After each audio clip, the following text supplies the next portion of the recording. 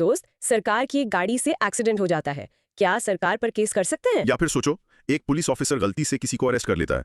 क्या उस ऑफिसर या गवर्नमेंट को सू किया जा सकता है? द आंसर इज कॉम्प्लिकेटेड, और आज हम इसी कॉम्प्लिकेशन की हर लेयर को अनकवर करेंगे। Definitely. This is going to be super interesting, so buckle up. और हाँ, इस इंटरेस्टिंग जर्नी को शुरू करने से पहले जल्दी से सब्सक्राइब बटन दबा दो, नोटिफिकेशन बेल ऑन कर लो और हाँ, लाइक करना मत भूलना। क्योंकि आप कोई भी नॉलेज पैक्ड सेशन मिस नहीं करना चाहेंगे। बिल्कुल सही। चलो शुरू करते हैं। आज हमारा टॉपिक है rights and liabilities of the government and public servants. और हमारा ब्रॉड माइक्रो थीम है understanding the legal powers and responsibilities of the Indian government and it's employees. Okay, तो आज के लर्निंग मैप में क्या है? आज के लर्निंग मैप में हम कवर करेंगे पहले गवर्नमेंट प्रॉपर्टी कैसे अक्वायर करती है, फिर गवर्नमेंट की बिजनेस करने की पावर, उसके बाद गवर्नमेंट कॉन्ट्रैक्ट्स के रूल्स, फिर आएगा सबसे इंटरेस्टिंग टॉपिक, सरकार पर कब केस हो सकता है और कब नहीं। एंड फाइनली हम प्रेसिडेंट, गवर्नर और पब्लिक ऑफिशियल्स की लीगल इम्यूनिटी के बारे में बात करेंगे। Let's start. Okay, so first things first, जैसे हम और तुम प्रॉपर्टी खरीद सकते हैं, वैसे ही यूनियन और स्टेट गवर्नमेंट्स भी जुरिस्टिक पर्सन्स हैं। करेक्ट। मतलब वो प्रॉपर्टी ओन कर सकती हैं, कॉन्ट्रैक्ट कर सकती हैं और केस भी कर सकती हैं, समझे? एग्जैक्टली। और इसके लिए कॉन्स्टिट्यूशन में स्पेसिफिक तरीके बताए गए हैं। Let's unpack them one by one. चलिए शुरू करते हैं पहले टॉपिक से, सक्सेशन। सक्सेशन बेसिकली इसका मतलब है विरासत। सिंपल इनहेरिटेंस जैसा। हाँ बिल्कुल। जब कॉन्स्टिट्यूशन लागू हुआ तो जो भी प्रॉपर्टी और एसेट्स डोमिनियन ऑफ इंडिया या ब्रिटिश प्रोविंसेस के थे, वो ऑटोमेटिकली यूनियन या कोरिस्पॉन्डिंग स्टेट गवर्नमेंट्स को मिल गए। ओके, सो एक रियल लाइफ एग्जांपल दे सकते हैं इसका? जरूर। सोचो, आजादी से पहले दिल्ली में गवर्नमेंट बिल्डिंग थी जो ब्रिटिश राज के अंडर आती थी। कॉन्स्टिट्यूशन आने के बाद वो building automatically government of India की प्रॉपर्टी बन गई। That's succession. अच्छा, तो इसके पीछे का लॉजिक क्या था? आई मीन, ये जरूरी क्यों था? इंट्रोडक्शन के तौर पर सक्सेशन का कॉन्सेप्ट गवर्नमेंट के लिए एक फाउंडेशनल प्रिंसिपल है। It ensures continuity. Continuity, okay. Background ये है कि आजादी के बाद अचानक से कोई लीगल वैक्यूम ना आ जाए। मतलब ये कंफ्यूजन ना हो कि पुरानी प्रॉपर्टीज का मालिक अब कौन है। समझ गई। तो इसका कोर लॉजिक क्या है? कौन से आर्टिकल इसे गवर्न करते हैं? आर्टिकल 294 और 295 इस प्रोसेस को गवर्न करते हैं। और ये सिर्फ प्रॉपर्टी या एसेट्स तक लिमिटेड नहीं है। Oh, it also covers rights and liabilities. मतलब अगर कोई पुराना कर्जा था तो वो भी ट्रांसफर हो गया। वाओ, इसका रियल वर्ल्ड इम्पैक्ट तो काफी बड़ा हुआ होगा। बहुत। इससे एडमिनिस्ट्रेटिव स्टेबिलिटी आई। सभी गवर्नमेंट ऑफिसेज, लैंड्स, रेलवेज जो पहले से थे वो स्मूथली इंडियन गवर्नमेंट के कंट्रोल में आ गए। तो इन कंक्लूजन, सक्सेशन ने एक सीमलेस ट्रांजिशन ऑफ पावर और प्रॉपर्टी इंश्योर किया। Perfectly put. अच्छा, इस पर मेरे कुछ सवाल हैं। पूछो। तो क्या ये सिर्फ बिल्डिंग्स और लैंड के लिए था या बैंक अकाउंट्स जैसे एसेट्स भी इंक्लूडेड थे? सब कुछ। एसेट्स, राइट्स, लायबिलिटीज, ऑब्लिगेशंस सब ट्रांसफर हुआ। व्हाट इफ एक प्रिंसली स्टेट ने कोई लोन लिया था, क्या वो भी इंडियन गवर्नमेंट को चुकाना पड़ा? यस, अगर वो स्टेट इंडिया का पार्ट बना तो उसकी लायबिलिटीज भी कॉरेस्पॉन्डिंग गवर्नमेंट पर आ गई। तो ये एक ऑटोमेटिक प्रोसेस था, इसके लिए कोई स्पेशल लॉ नहीं बनाना पड़ा? बिल्कुल। ये कॉन्स्टिट्यूशन ने खुद ही आर्टिकल 294, 295 के थ्रू कर दिया। कोई अलग से एक्ट की जरूरत नहीं पड़ी। इंटरेस्टिंग। नाउ चलो पॉज करके प्रैक्टिस करो। Property through succession means the automatic transfer of assets and liabilities from the pre constitution entities to the union and states. Great.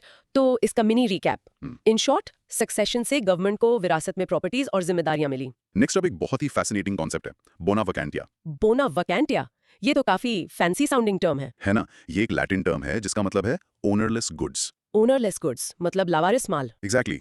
अगर किसी प्रॉपर्टी का कोई राइटफुल ओनर या वारिस यानी एयर नहीं है तो वो प्रॉपर्टी गवर्नमेंट की हो जाती है। अच्छा, इसका कोई रियल लाइफ एग्जांपल? मान लो एक आदमी है जिसका कोई परिवार नहीं है और वो बिना वसीयत यानी विल बनाए गुजर जाता है। उसकी प्रॉपर्टी का क्या होगा? गवर्नमेंट की हो जाएगी। करेक्ट।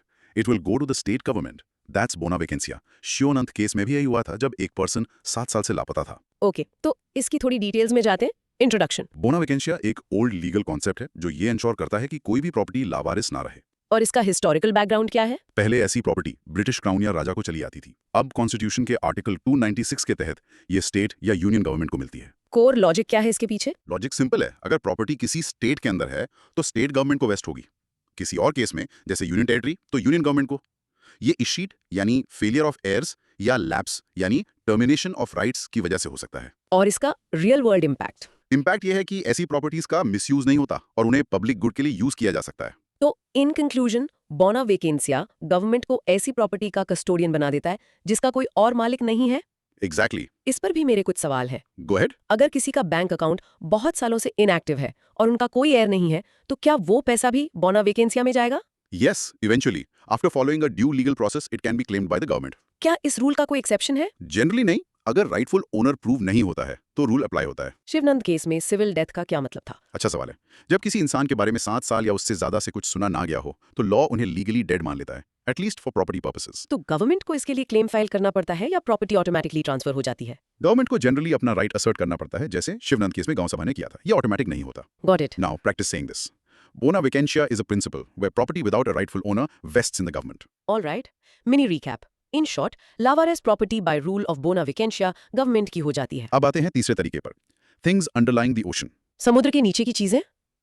ये तो इंटरेस्टिंग है। बहुत शॉर्ट डेफिनेशन ये है कि इंडिया के टेरिटोरियल वाटर्स के अंदर समुद्र तल के नीचे जो भी चीजें हैं, लैंड्स, मिनरल्स, ऑयल एटसेट्रा, वो सब यूनियन गवर्नमेंट की प्रॉपर्टी हैं। लाइक मुंबई हाई से निकलने वाला पेट्रोलियम। Perfect example. उस पर यूनियन गवर्नमेंट का कंट्रोल है बिकॉज वो इंडिया के टेरिटोरियल वाटर्स के नीचे है। कूल ना? बहुत कूल। तो इस प्रोविजन का पर्पस क्या है? इसका इंट्रोडक्शन ये है कि ये प्रोविजन देश के नेचुरल रिसोर्सेज पर सेंट्रल कंट्रोल एस्टैब्लिश करता है नेशनल इंटरेस्ट में। ओके, और बैकग्राउंड? आर्टिकल 297 ये क्लियरली स्टेट करता है ये नेशनल सिक्योरिटी और इकोनॉमिक प्लानिंग के लिए बहुत इंपॉर्टेंट है। और इसका कोर लॉजिक? कोर लॉजिक ये है कि इसमें थिंग्स ऑफ वैल्यू इंक्लूड होते हैं और ये प्रॉपर्टी सिर्फ और सिर्फ यूनियन गवर्नमेंट में वेस्ट होती है, स्टेट गवर्नमेंट में नहीं। इवन इफ वो कोस्ट के पास हो? Yes, even then. का खजाना देश का है ओहो। और उसकी मालिक यूनियन गवर्नमेंट है। करेक्ट। अच्छा, टेरिटोरियल वाटर्स कितने एरिया तक होता है? Typically it extends up to 12 nautical miles from the coast. तो इसमें स्टेट गवर्नमेंट का कोई रोल नहीं होता? बिल्कुल नहीं। Article 297 is very clear, it shall vest only in the union. और अगर कोई प्राइवेट कंपनी वहां से मिनरल्स निकालना चाहे तो? उन्हें यूनियन गवर्नमेंट से लाइसेंस या लीज लेना होगा, नो अदर वे। क्या ये रूल सिर्फ मिनरल्स के लिए है या हिस्टोरिकल आर्टिफैक्ट्स के लिए भी? मान लो कोई डूबा हुआ जहाज मिले। It applies to all things of value, तो यस, आर्टिफैक्ट्स भी कवर हो सकते हैं। Understood. Let's practice. Under Article 297, all resources underlying the ocean within territorial waters belong to the Union. Okay, mini recap. In short, समुद्र के अंदर की हर कीमती चीज पर सिर्फ यूनियन गवर्नमेंट का हक है। अब आते हैं सबसे कंट्रोवर्शियल तरीके पर। कंपल्सरी एक्विजिशन और रिक्विजिशन बाय लॉ। हाँ, इसकी शॉर्ट डेफिनेशन ये है कि गवर्नमेंट पब्लिक पर्पस के लिए कानून बनाकर किसी की भी प्राइवेट प्रॉपर्टी को जबरदस्ती अक्वायर कर सकती है। अक्वायर मतलब हमेशा के लिए ले लेना? हाँ, या फिर रिक्विजिशन कर सकती है, यानी कुछ टाइम के लिए ले लेना। इसका एग्जाम्पल तो हम रोज देखते हैं, जैसे जब नया हाईवे बनता है। एग्जैक्टली। जब एक नया हाईवे बनाना होता है तो गवर्नमेंट उस रूट पर आने वाली प्राइवेट जमीनों को किसानों से अक्वायर कर लेती है। This is compulsory acquisition. तो इस पावर को एमिनेंट डोमेन भी कहते हैं, राइट? बिल्कुल। इसका इंट्रोडक्शन ये है कि ये गवर्नमेंट की एक अहम पावर है। और इसका बैकग्राउंड, ये पावर आती कहां से है? ये पावर 7th शेड्यूल की लिस्ट 3 के एंट्री 42 से आती है। मतलब यूनियन और स्टेट दोनों इस पर कानून बना सकते हैं। अच्छा, इसके पीछे का पूरा लॉजिक क्या है? आर्टिकल 31 और 300A का क्या सीन है? देखो, पहले आर्टिकल 31(2) के तहत कॉम्पनसेशन देना एक कॉन्स्टिट्यूशन ऑब्लिगेशन था, एक फंडामेंटल राइट।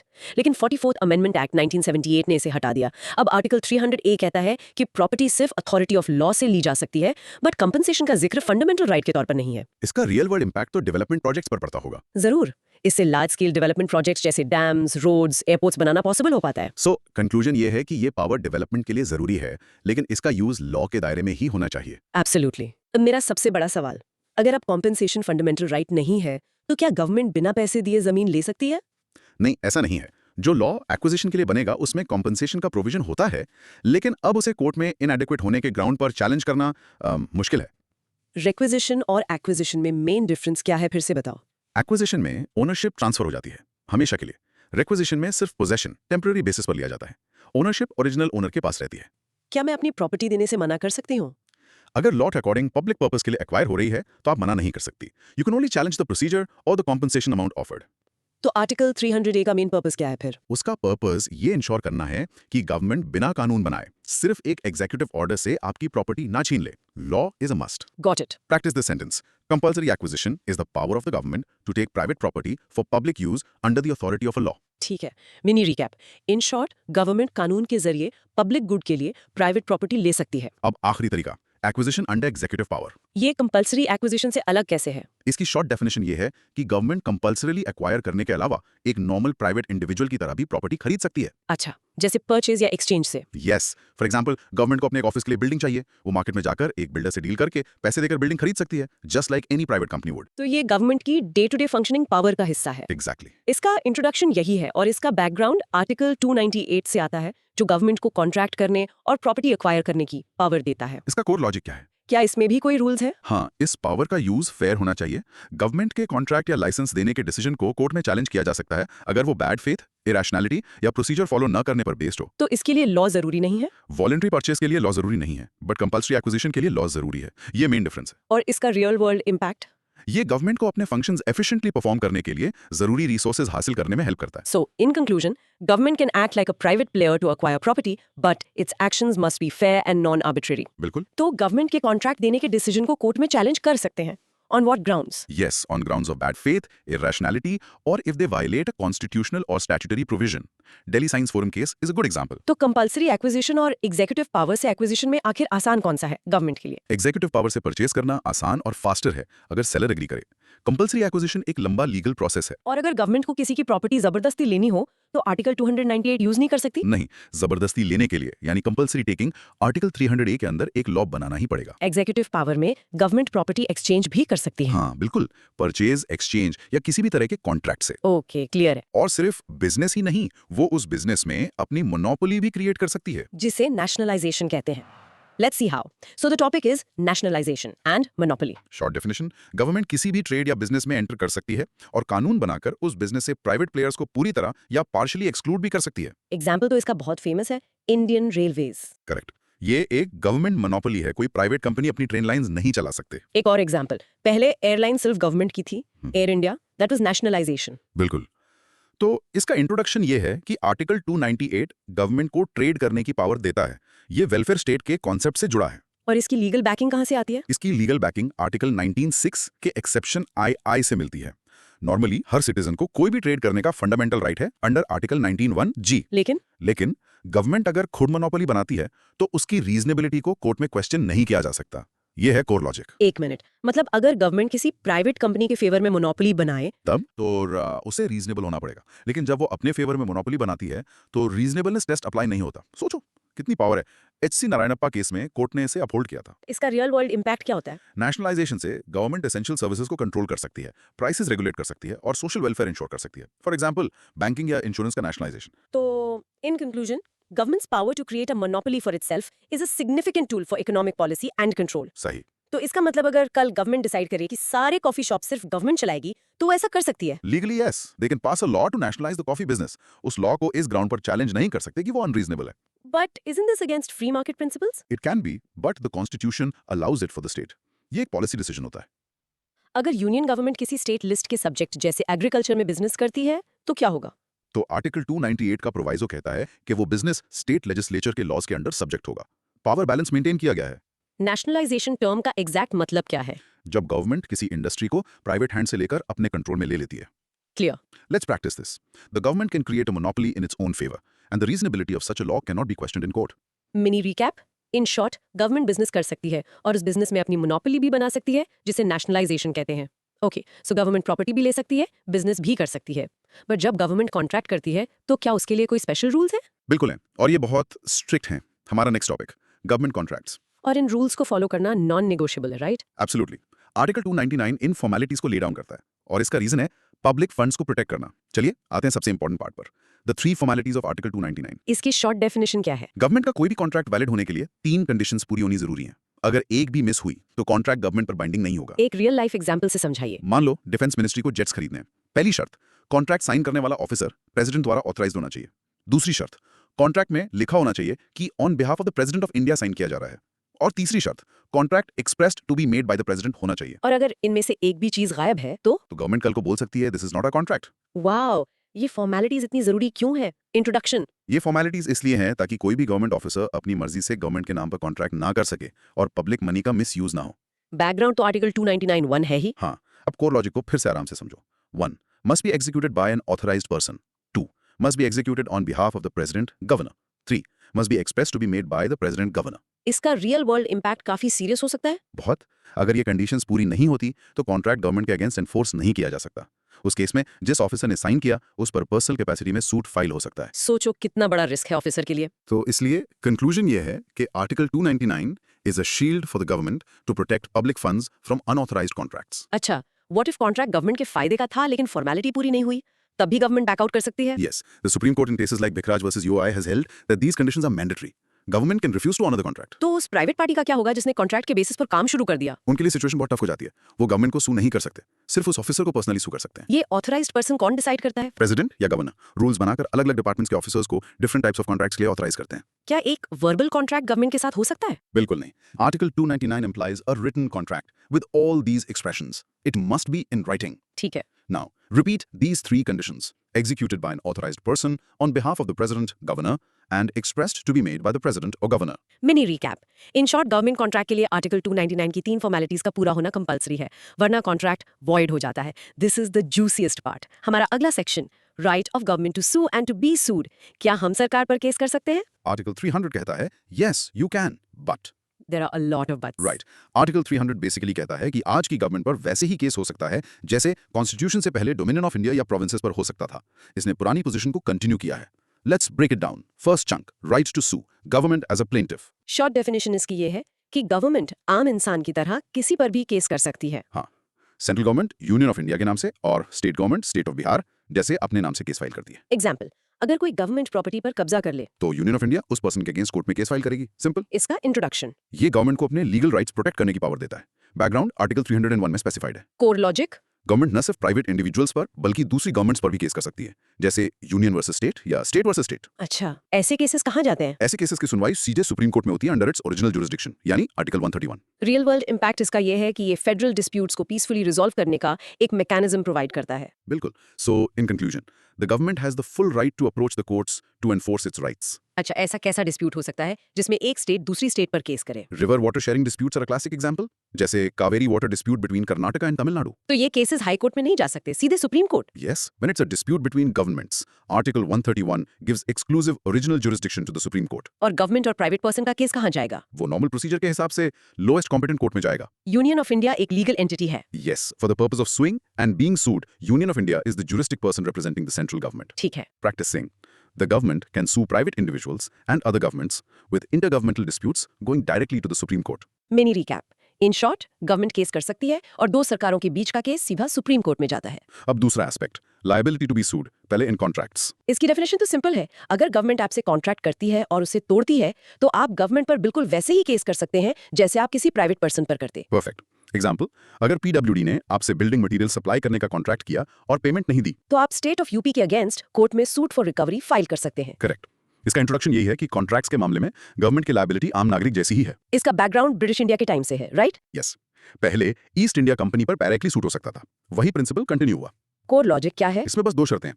पहली, कॉन्ट्रैक्ट आर्टिकल 299 की फॉर्मेलिटीज पूरी करता हो, और दूसरी, जो भी स्टैट्यूटरी कंडीशंस हैं वो फॉलो हुई हों। इसका रियल वर्ल्ड इम्पैक्ट ये है कि सिटीजंस को एक अश्योरेंस मिलती है, उनके राइट्स प्रोटेक्टेड हैं। इसलिए कंक्लूजन है, in contractual matters the state is treated on par with an individual. तो इसमें कोई सॉवरेन इम्यूनिटी जैसा कॉन्सेप्ट नहीं है। नहीं, कॉन्ट्रैक्चुअल लायबिलिटी में सॉवरेन इम्यूनिटी का डिफेंस गवर्नमेंट नहीं ले सकती। अगर कॉन्ट्रैक्ट आर्टिकल 299 फॉलो नहीं करता तो मैं क्या करूं? जैसा हमने पहले डिस्कस किया, आप गवर्नमेंट को सू नहीं कर सकते, सिर्फ उस ऑफिसर को पर्सनली सू कर सकते हैं जिसने साइन किया। क्या गवर्नमेंट कॉन्ट्रैक्ट से बैकआउट कर सकती है ये कहकर कि पॉलिसी चेंज हो गई? ऐसे आर्बिट्री एक्शंस को कोर्ट में चैलेंज किया जा सकता है on the grounds of fairness and legitimate expectation. तो आम contract law, Indian contract act 1872 government contracts पर भी अप्लाई होता है। Yes, in addition to the constitutional requirements of Article 299. Okay. Let's say, the contractual liability of the state is the same as that of an individual under the ordinary law of contract. Mini recap. In short, contract तोड़ने पर government पर आम इंसान की तरह ही case किया जा सकता है। ओके, कॉन्ट्रैक्ट तो आसान था। अब आते हैं सबसे कंफ्यूजिंग एरिया पर, liability to be sued in torts, यानी सिविल रॉन्ग्स। हाँ, और यहीं पर sovereign immunity का कॉन्सेप्ट आता है। मतलब राजा का भी गलत नहीं हो सकता। The old English maxim, king can do no wrong. Exactly. India में क्राउन प्रोसीडिंग्स एक्ट जैसा कोई लॉ नहीं बना, इसलिए हम आज भी पुरानी केस लॉस पर डिपेंड करते हैं, जो गवर्नमेंट के फंक्शंस को दो पार्ट्स में डिवाइड करते हैं, सॉवरेन और नॉन सॉवरेन।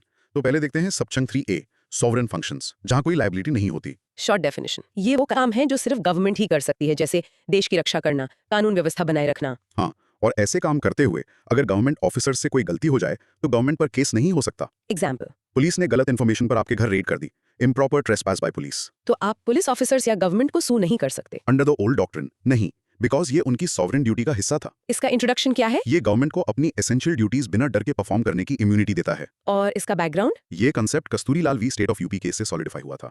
इस केस में पुलिस ने सोना सीज किया और वो पुलिस मालखाने से चोरी हो गया। और कोर्ट ने कहा कि पुलिस की ड्यूटी सॉवरेन फंक्शन है, इसलिए स्टेट लायबल नहीं है। इसके कोर लॉजिक में और क्या एग्जांपल्स आते हैं? Commandeering goods during war, making military roads, administration of justice, improper arrest by police. Real world impact तो इसका आम आदमी के लिए काफी नेगेटिव था। बहुत फ्रस्ट्रेटिंग, क्योंकि उन्हें स्टेट की गलती का कॉम्पेंसेशन नहीं मिलता था। तो कंक्लूजन है कि the doctrine of sovereign immunity protects the state from liability for torts committed during the exercise of its core governmental functions. Exactly, तो कस्तूरीलाल केस का डिसीजन आज भी वैलिड है। यही तो ट्विस्ट है। Will come to that, but for a long time it was the main president. अगर military road बनाते वक्त किसी की जमीन को डैमेज हो तो भी केस नहीं कर सकते। Under the traditional interpretation, no. Administration of justice में क्या कवर होता है? For example, a court clerk makes a mistake in an order causing you loss.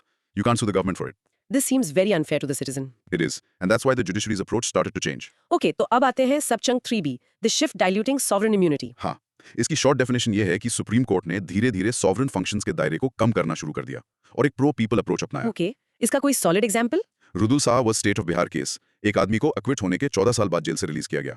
14 साल? यस, सुप्रीम कोर्ट ने स्टेट को कॉम्पनसेशन देने का ऑर्डर दिया, ये सॉवरेन इम्यूनिटी की प्ली को साइडलाइन करते हुए। इस शिफ्ट का इंट्रोडक्शन? कोर्ट्स ने रियलाइज किया कि एक वेलफेयर स्टेट में गवर्नमेंट हर गलती के लिए सॉवरेन कहकर बच नहीं सकती। इसका बैकग्राउंड क्या था? नगेंद्र राव केस में एससी ने ऑब्जर्व किया कि no civilized system can permit an executive to play with the people and claim to be sovereign. ये तो बहुत पावरफुल स्टेटमेंट है। हाँ, कोर लॉजिक ये है कि कोर्ट ने कहा कि सॉवरेन सॉवरेन का डिस्टिंक्शन अब एग्जिस्ट नहीं करता except for rare cases. The Kasturilal ratio has been eroded, the focus shifted to fundamental rights, especially article 21। Real world impact, अब सिटीजंस के पास स्टेट के रॉन्गफुल एक्ट्स के खिलाफ बेटर रेमेडी है। And the conclusion is, the judiciary has moved from protecting the state to protecting the citizens' rights. तो अभी current position क्या है? कस्तूरीलाल एप्लीकेबल है या नहीं? It's largely been diluted, as the common cause case noted, its efficacy as a binding precedent has eroded. इसका मतलब अब पुलिस की गलती पर भी स्टेट को लायबल ठहराया जा सकता है? Yes, especially if it leads to a violation of fundamental rights. Saheli case is another example where compensation was ordered. तो वेलफेयर स्टेट का इस शिफ्ट से क्या कनेक्शन है? एक वेलफेयर स्टेट में गवर्नमेंट के फंक्शंस बहुत बढ़ जाते हैं, हॉस्पिटल्स, ट्रांसपोर्ट एक्सेट्रा। इन सबको सॉवरेन नहीं कहा जा सकता, दे आर सर्विसेज, और सर्विसेज में नेग्लिजेंस की लायबिलिटी होनी चाहिए। Make sense. और अब आते हैं तीसरे पार्ट पर, सबचंक 3C, non sovereign functions liability exist. इसकी शॉर्ट डेफिनेशन तो अब क्लियर है। ये वो काम है जो कोई प्राइवेट कंपनी या इंडिविजुअल भी कर सकता है, जैसे ट्रांसपोर्ट सर्विस चलाना, हॉस्पिटल चलाना एक्सेट्रा। करेक्ट, इन कामों में हुई गलती के लिए गवर्नमेंट पर केस हो सकता है। इसका सबसे powerful example chairman railway board व चंद्रिमा दास केस। एक फॉरेन पैसेंजर के साथ रेलवे यात्री निवास में रेलवे एम्प्लॉइज ने गैंग रेप किया। हॉरिबल। सुप्रीम कोर्ट ने कहा कि रेलवे चलाना एक कमर्शियल एक्टिविटी है, सॉवरेन फंक्शन नहीं, और रेलवेज को 10 लाख कंपनसेशन देने का ऑर्डर दिया। तो इसका इंट्रोडक्शन ये है कि जहां गवर्नमेंट एक सर्विस प्रोवाइडर की तरह एक्ट करती है, वहां उसकी लायबिलिटी भी वैसी ही होगी। बैकग्राउंड ये है कि ये प्रिंसिपल शुरू से था, बट अब इसका स्कोप बढ़ गया है। कोर लॉजिक, इसके और examples? Negligence of servants in a dockyard, defamation in a government resolution, injury caused by a government vehicle on famine relief work, जैसा श्याम सुंदर केस में हुआ। फैमिन रिलीफ वर्क भी नॉन सॉवरेन? हाँ, कोर्ट ने focus इस बात पर किया कि व्हीकल चलाना इनहेरेंटली एक सॉवरेन फंक्शन नहीं है। अच्छा। और अछूतराव हरिभान खोडवा केस में कोर्ट ने कहा कि गवर्नमेंट हॉस्पिटल के डॉक्टर्स की नेग्लिजेंस के लिए गवर्नमेंट लायबल होगी। इसका रियल वर्ल्ड इम्पैक्ट ये है कि गवर्नमेंट डिपार्टमेंट्स मोर अकाउंटेबल हो गए हैं। यस, और conclusion, if the government is acting like a business, it will be held liable like a business. Famine relief work को नॉन सॉवरेन क्यों माना गया श्याम सुंदर केस में? ये तो गवर्नमेंट का काम है। कोर्ट ने कहा the nature of the act, यानी driving, was non sovereign regardless of the purpose. तो अब मैं लाइन कैसे ड्रॉ करूं सॉवरेन और नॉन सॉवरेन के बीच? It's still confusing. The line is indeed blurry, but a good test is, can this activity be done by a private entity? If yes, it's likely non-sovereign. Core functions like defense, policing, judiciary are still considered sovereign. So government hospital और private hospital की liability अब मोर और less same है इन thoughts? Yes, in cases of medical negligence, the principle of liability is the same. Great. Pause and try to explain. Sovereign functions are core state duties where the government is immune, while non-sovereign functions are commercial or general activities where the government is liable for torts. Mini recap. In short, torts के लिए government की liability sovereign और non sovereign function पर depend करती है, लेकिन अब courts sovereign immunity को लिमिट कर रही हैं। चलो अब टॉप बॉसेस की बात करते हैं, हमारा next section, immunity of president और गवर्नर। क्या उन पर कोई केस हो सकता है? आर्टिकल 361 उन्हें एक स्पेशल प्रोटेक्शन देता है। Yes, this is about personal immunity. While the government can be sued, the heads of state, president, and governors have significant immunity from legal proceedings. First chunk is immunity for official acts. Short definition, president या governor को उनके official duties perform करते हुए लिए गए किसी भी decision के लिए किसी भी कोर्ट में जवाबदेह नहीं ठहराया जा सकता। सिंपल भाषा में, उन पर केस नहीं हो सकता फॉर ऑफिशियल एक्ट्स। एग्जाम्पल, अगर प्रेसिडेंट किसी की मर्सी पिटिशन रिजेक्ट कर देते हैं, तो वो पर्सन प्रेसिडेंट पर केस नहीं कर सकता कि मेरा पिटिशन क्यों रिजेक्ट किया। इसका इंट्रोडक्शन, ये इम्यूनिटी क्यों है? ये इम्यूनिटी इसलिए दी गई है ताकि देश के हाईएस्ट ऑफिस होल्डर्स बिना किसी प्रेशर के अपने कॉन्स्टिट्यूशनल ड्यूटीज परफॉर्म कर सकें। इसका बैकग्राउंड है आर्टिकल 361(1). हाँ, जो एब्सोल्यूट इम्यूनिटी देता है। इसका कोर लॉजिक क्या है? ये इम्यूनिटी सिर्फ उनको पर्सनली मिलती है। इसका मतलब ये नहीं कि उनका ऑर्डर इलीगल है तो कुछ नहीं हो सकता। अच्छा, तो क्या हो सकता है? एक्शन गवर्नमेंट के अगेंस्ट लिया जाएगा। जैसे अगर गवर्नर का कोई ऑर्डर अनकॉन्स्टिट्यूशनल है तो उसे कोर्ट में चैलेंज किया जा सकता है, और स्टेट ऑफ के अगेंस्ट केस फाइल होगा, गवर्नर के अगेंस्ट नहीं। इसका रियल वर्ल्ड इम्पैक्ट ये है कि कोर्ट प्रेसिडेंट या गवर्नर को कोई डायरेक्ट ऑर्डर जैसे रिट इशू नहीं कर सकती। इसलिए कंक्लूजन ये है कि the immunity is personal to the office holder, not to the act itself. the legality of the act can still be challenged by suing the government. तो अगर प्रेसिडेंट के ऑर्डर से मेरा फंडामेंटल राइट वायोलेट होता है तो मैं क्या करूं? You can file a case against the Union of India, not against the president personally. क्या उनके मिनिस्टर्स पर केस हो सकता है? नहीं, इंडिया में यूके की तरह मिनिस्टर्स को प्रेसिडेंट गवर्नर के एक्ट्स को काउंटर साइन नहीं करना पड़ता, और कोर्ट्स ये भी नहीं पूछ सकती कि मिनिस्टर्स ने क्या एडवाइस दी, इसलिए मिनिस्टर्स भी लीगली इम्यून है। ये इम्यूनिटी कब तक रहती है? ऑफिस छोड़ने के बाद भी? फॉर ऑफिशियल एक्ट्स ये इम्यूनिटी लाइफ टाइम रहती है। ऑफिस छोड़ने के बाद भी उन पर उनके ऑफिशियल डिसीजंस के लिए केस नहीं हो सकता। वैसे प्राइम मिनिस्टर को भी ऐसी इम्यूनिटी है क्या? Interesting question. ऐसा एक बिल इंट्रोड्यूस हुआ था to give such immunity to the PM, but it was not passed, so the prime minister has no such constitutional immunity. Wow. Let's practice. The president and governor have absolute personal immunity from legal action for their official acts, but the government can be sued for those acts. Mini recap. In short, official काम के लिए president और governor पर case नहीं हो सकता, सिर्फ सरकार पर हो सकता है। अब इसका दूसरा हिस्सा, immunity for personal acts. इसकी शॉर्ट डेफिनेशन। उनकी पर्सनल कैपेसिटी में किए गए एक्ट्स के लिए इम्यूनिटी लिमिटेड है और सिर्फ तब तक है जब तक वो ऑफिस में है। फॉर एग्जाम्पल, मान लो ऑफिस में रहते हुए गवर्नर ने अपनी पर्सनल कैपेसिटी में किसी के साथ फ्रॉड किया, तो उनके खिलाफ क्रिमिनल प्रोसीडिंग्स उनके टेन्योर का दौरान शुरू नहीं हो सकते। और टेन्योर के बाद जैसे ही वो ऑफिस से हटेंगे, प्रोसीडिंग शुरू की जा सकती हैं। तो इसका इंट्रोडक्शन ये है कि लॉ यहाँ ऑफिशियल और पर्सनल एक्ट्स के बीच क्लियर डिस्टिंक्शन करता है। बैकग्राउंड ऑफ कोर्स आर्टिकल 361 ही है। इसका कोर लॉजिक क्या है? क्राइम्स और सिविल केसेस में अलग-अलग रूल्स हैं। हाँ, क्राइम्स के लिए no criminal proceedings can be instituted और continued against them during their term of office. Complete temporary immunity. और सिविल प्रोसीडिंग्स के लिए सिविल केस जैसे प्रॉपर्टी डिस्प्यूट ऑफिस में रहते हुए भी फाइल हो सकता है, लेकिन एक कंडीशन है, आपको उन्हें 2 महीने का रिटन नोटिस देना पड़ेगा। इसका रियल वर्ल्ड इम्पैक्ट क्या है? ये हाई ऑफिस की डिग्निटी को मेंटेन करता है, while ensuring that no one is permanently above the law for their personal wrongs. Conclusion. For personal acts, the immunity is not absolute but procedural and temporary. Perfect. तो अगर कोई president बनने से पहले murder case में आरोपी हो, तो क्या वो केस 5 साल के लिए रुक जाएगा? Yes, the proceedings cannot be continued. वो उनके टेन्योर के बाद रिज्यूम होंगी। सिविल केस के लिए 2 महीने का नोटिस क्यों जरूरी है? It gives the office holder time to assess the situation, seek legal advice या आपस में सेटल कर लें without disrupting their official duties. ये इम्यूनिटी वाइस प्रेसिडेंट को भी मिलती है। The Constitution in Article 361 specifically mentions only the president and the governor, not the vice president. तो पर्सनल एक्ट और ऑफिशियल एक्ट में लाइन कैसे ड्रॉ करते हैं? It depends on the capacity in which the act was done. अगर वो act उनकी official power से रिलेटेड है तो ऑफिशियल है, अगर उनके पर्सनल लाइफ से तो पर्सनल। समझ गई। Now practice saying, for personal acts, the president governor has temporary immunity from criminal proceedings and requires a 2-month notice for civil proceedings during their term. Mini recap. In short, personal crimes के लिए president governor पर office में रहते हुए case नहीं चलता और civil case के लिए 2 महीने का नोटिस देना पड़ता है। फाइनली आते हैं आम पब्लिक सर्वेंट्स पर, हमारा आखिरी section, suitability of public officials. IAS officer, police officer, clerk, इनकी क्या लायबिलिटी है? क्या उन्हें भी कोई इम्यूनिटी मिलती है? उन्हें प्रेसिडेंट गवर्नर जैसी एब्सोल्यूट इम्यूनिटी तो नहीं मिलती, लेकिन लॉ उनके स्पेशल पोजीशन को एक्नॉलेज करता है। Let's look at their liability in different situations. First chunk, liability in contracts, torts and crimes. Short definition इसकी ये होगी कि पब्लिक सर्वेंट्स की लायबिलिटी अलग-अलग सिचुएशंस में अलग-अलग होती है। सही।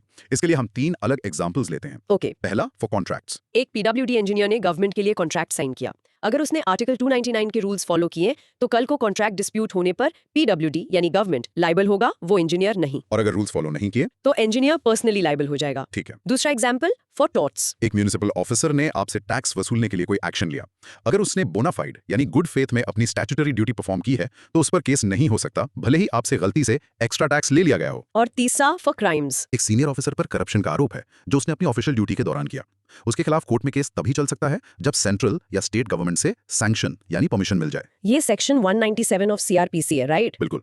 तो इसका इंट्रोडक्शन ये है कि ये रूल्स ऑफिसर को ऑनेस्ट मिस्टेक से प्रोटेक्ट करते हैं और उन्हें बिना डर के काम करने देते हैं, लेकिन करप्शन या इलीगल एक्ट से नहीं बचाते। बैकग्राउंड में कॉन्स्टिट्यूशन, सीपीसी, सीआरपीसी, आईपीसी जैसे अलग-अलग लॉज हैं। हाँ, कोर लॉजिक को समराइज करते हैं। कॉन्ट्रैक्ट्स में आर्टिकल 299 2 ऑफिसर को पर्सनल लायबिलिटी से बचाता है। टॉर्ट्स में जुडिशियल ऑफिसर्स प्रोटेक्शन एक्ट 1850 जजेस को इम्यूनिटी देता है। दूसरे ऑफिसर्स को बोनाफाइड एक्ट्स के लिए प्रोटेक्शन मिलती है और सेक्शन 80 सीपीसी के तहत 2 महीने का नोटिस जरूरी है। और क्राइम्स में सेक्शन 197 ऑफ सीआरपीसी का सैंक्शन सबसे इंपॉर्टेंट है। एक और चीज है, मार्शल लॉ। अगर किसी एरिया में मार्शल लॉ लगा हो तो पार्लियामेंट एक्ट ऑफ इंडेमनिटी पास करके वहां ऑर्डर मेंटेन करने वाले ऑफिसर्स को उनके एक्ट्स के लिए लायबिलिटी से बचा सकती है। ये आर्टिकल 34 में है। इसका रियल वर्ल्ड इम्पैक्ट तो सेक्शन 197 सीआरपीसी का है। ये एक डबल एज स्वॉर्ड है। एग्जैक्टली।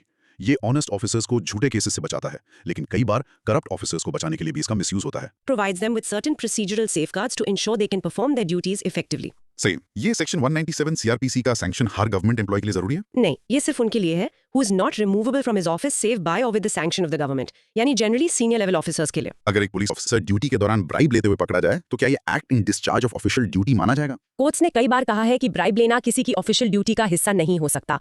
ऐसे केसेस में सैंक्शन की जरूरत पर डिबेट होती है। सिविल केस में 2 महीने का नोटिस ऑफिसर को देना जरूरी है या गवर्नमेंट को? सेक्शन 80 सीपीसी के अनुसार ऑफिसर के खिलाफ in respect of any act purported to be done in his official capacity case करने से पहले नोटिस देना जरूरी है। जुडिशियल ऑफिसर्स प्रोटेक्शन एक्ट कितना स्ट्रांग है? It gives absolute immunity to a judicial officer for acts done in the discharge of his official duty, even if the decision is wrong. Okay Pause and practice this summary. A public servant is not personally liable for a valid government contract, has some immunity in torts for bona fide official acts, and may require government sanction before criminal prosecution for official duties. Mini recap.